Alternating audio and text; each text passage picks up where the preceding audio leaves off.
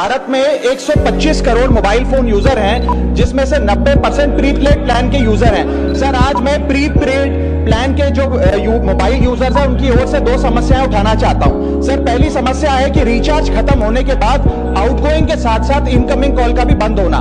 Sir, जब prepaid plan expire होता है, मोबाइल रिचार्ज की वैलिडिटी खत्म होती है, तो आपकी आवाज बंद कर दी जाती है। फोन मेरा, सिम कार्ड मेरा, नंबर मेरा, तो सर रिचार्ज खत्म होने के बाद आउटगोइंग कॉल बंद होना समझ आता है, लेकिन इनकमिंग कॉल बंद होना सरासर मनमानी है। सर, हमारा मोबाइल नंबर आज हमारी डिजिटल पहचान बन चुका है।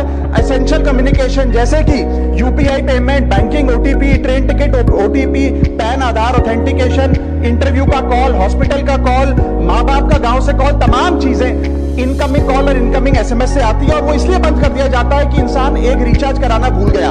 सर, इनकमिंग कॉल बंद करना is not stopping of a service, ये हमारे राइट टू कम्युनिकेशन को स्टॉप करने जैसा है। सर, जैसे आपका आधार कार्ड इसलिए एक्सपायर नहीं हो जाता कि आपने डिटेल अपडेट नहीं करी, या आपका बैंक का खाता इसलिए बंद नहीं हो जाता कि आपने मंथली डिपॉजिट जमा नहीं किया, या आपका वोटर आईडी इसलिए सस्पेंड नहीं हो जाता कि आप एक चुनाव में वोट डालना भूल गए। ठीक उसी तरह आपका मोबाइल नंबर इसलिए सस्पेंड और डीएक्टिवेट नहीं होना चाहिए कि आप एक रिचार्ज भूल गए। सर, मैं सदन में फ्री आउटगोइंग की मांग नहीं कर रहा, फ्री डेटा की मांग नहीं कर रहा, लेकिन इनकमिंग कॉल फैसिलिटी की गारंटी होनी चाहिए। मेरी 3 स्पेसिफिक मांग है। पहली, प्रीपेड मोबाइल कनेक्शन में इनकमिंग कॉल और इनकमिंग एसएमएस कम से कम 1 साल तक कंटिन्यू रहे, चलता रहे from the date of the last recharge, ताकि एसेंशियल कम्युनिकेशन चलती रहे। दूसरी, deactivation of the mobile number after 3 years.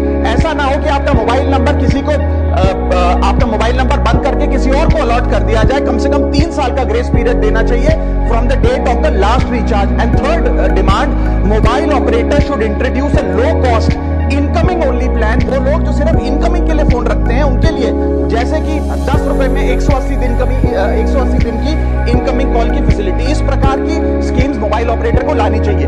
दूसरी समस्या जो प्रीपेड कस्टमर्स फेस करते हैं वो है टेलीकॉम ऑपरेटर का 28 दिन का मंथली रिचार्ज।